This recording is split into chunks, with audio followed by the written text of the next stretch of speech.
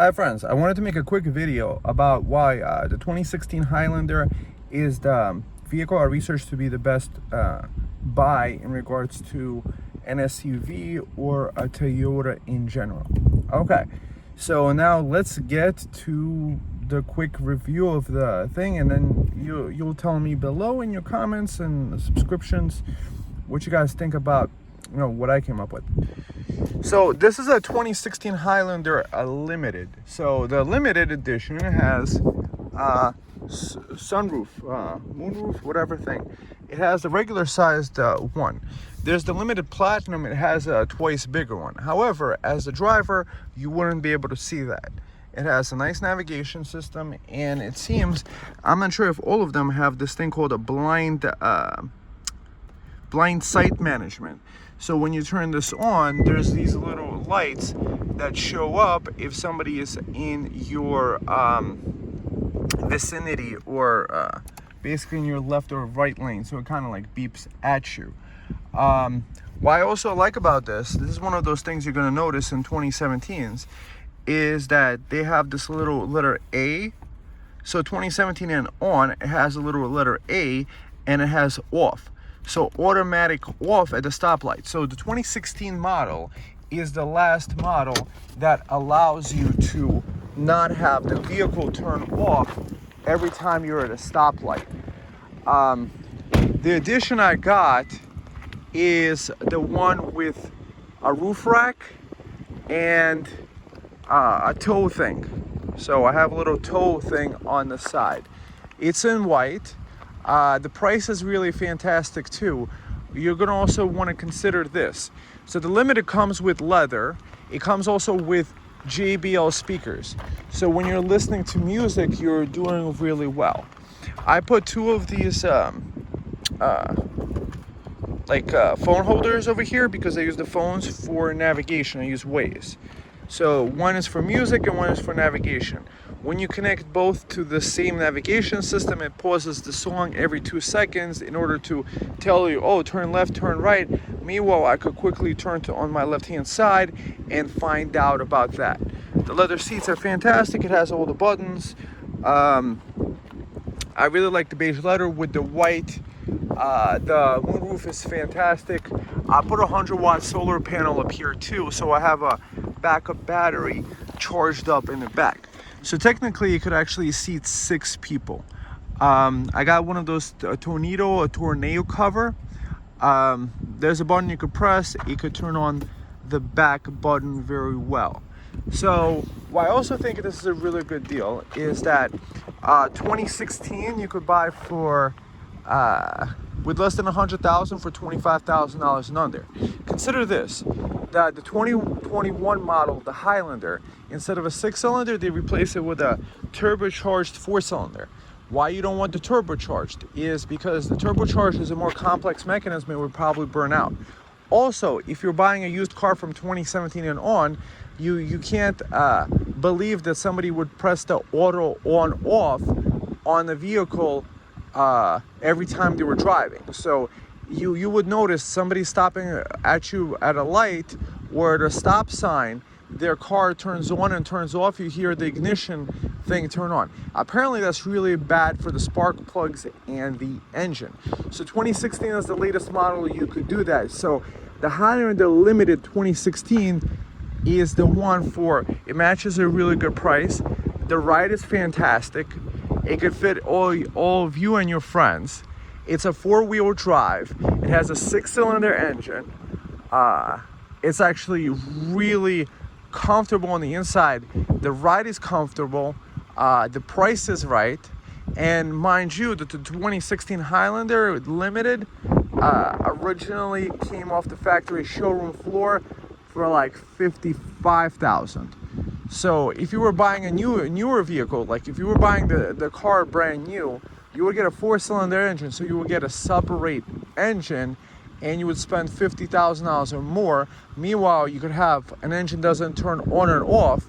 You know that the engine wasn't getting ruined by the auto on-off feature that brand new cars have. And I'm just like, I had this for over a year now. and I'm very, very happy with it. Like, I don't have to do any maintenance, knock on wood, obviously. I did an oil change. I did a tire rotation.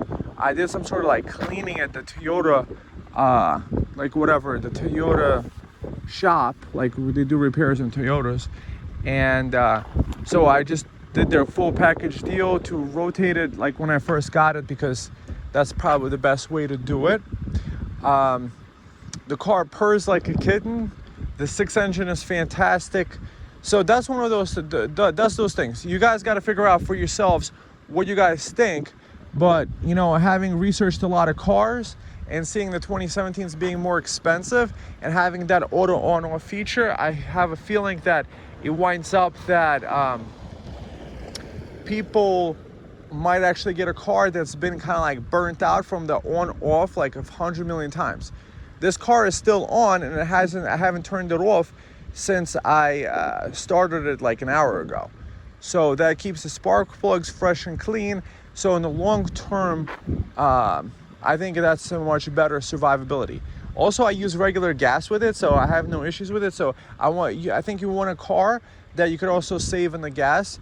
It gets about 17 miles to the gallon. That's at least what my odometer thing says.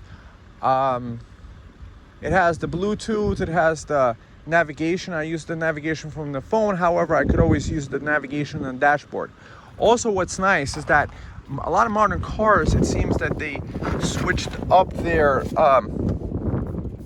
dashboards to take away a lot of these buttons. And by taking away the buttons, it takes away the nice feel, let's say on off. So I think tactile feel buttons are very important because muscle memory is important. So as you're driving like 60 miles an hour, you want to just be able to turn up your thing. Like here, you synchronize it. The different people, like the passenger, could have a different temperature if they wanted to, or if you want to synchronize the temperature, you could just press the sync over here. These things over here, it has like all the modern features. It doesn't lock you out of things. Like for example, the newer BMW models. They have like heated seats, but you have to pay a subscription fee to have heated seats you already paid for. That's not cool. If you guys want to see what the engine looks like, you should check out my battery replacement or 12 volt. I also have a solar panel video. I show you how I installed a solar panel on the roof of this. So I always have like a 1.2 kilowatt battery pack. I think that's very important for survivability. See, like we got a JBL over here. I do carry around a fire extinguisher here too, just in case. You never know. So this is really good to have, and a flashlight. So overall, really good. I do recommend getting these guys. Maybe I'll link you. What else? Having a moonroof is fantastic. Also, having the sound quality is very important to me. Like especially like listening to good music. You're driving for around 4 hours, so that's why you want to get the limited. So maybe the XLE version might have JBL speakers, but I don't know. You can't quote me on that. Also, the Limited has the leather seats. The leather seats are very important because those last longer and feel really nice on the body. So I'm loving this car. I'm loving this little cubby over here. The gas mileage is fantastic. The price is right. It's a Toyota. It's gonna last. And the 2016 model, most of the things, and most people haven't realized the quality of it. They keep trying to get the newest one. However, if the newer one through the auto on-off button actually ruins the engine or ruins the starters or ruins whatever it ruins, if it does ruin that, I think it does. Hearing some mechanics on several YouTube videos, I think it does do that. So I'm really happy with the car, and if other people would want to get a car like this, I would recommend it over any other Toyota because it's the most modern car you could get. that doesn't have the on off. It has all the modern features. It has all the creature comforts, the speakers, the nice ride quality, the nice modern styling and design, the tow features. I think it could tow, 3,000 pounds. So you could do a Jayco Feather camper. So if you're gonna get this limited, I recommend the one with the roof rack and with the towing capacity, just in case you're trying to build things. I just like the idea that I can throw things on my roof in case I need to, or like in case I need to carry extra gear, or in case we need to survive the apocalypse or whatever, or go to the beach. I think it's really good. The four-wheel drive is very important if you're on like weather where there's a lot of snow and ice.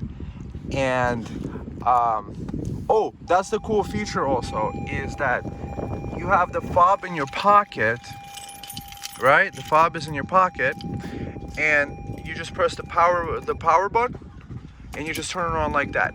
That's been really, really convenient. I love just having the key in the pocket and it just turns on like that. That's fantastic. That's one of the features I really love with it. And being able to also open up the back trunk, holding this button, locking it like that and stuff like that. So I just love having this one button and having this key fob in the pocket. It's fantastic. Let's see. You press these buttons like one time and it just raises them up. So like when you're done traveling, you just quickly lift up those. Also, one of those things, know that if your things is locked, if you press the lock button over here, or if it's locked from the inside, your back door thing won't open up. So if you press this open the back hatch button, whatever it's called, or this button over here, it wouldn't work. So over here we have the emergency brake, the one that keeps you from rolling down, and over here you have the gas button. Yeah, fantastic car. Really lots of room over here under the hand, under the rest.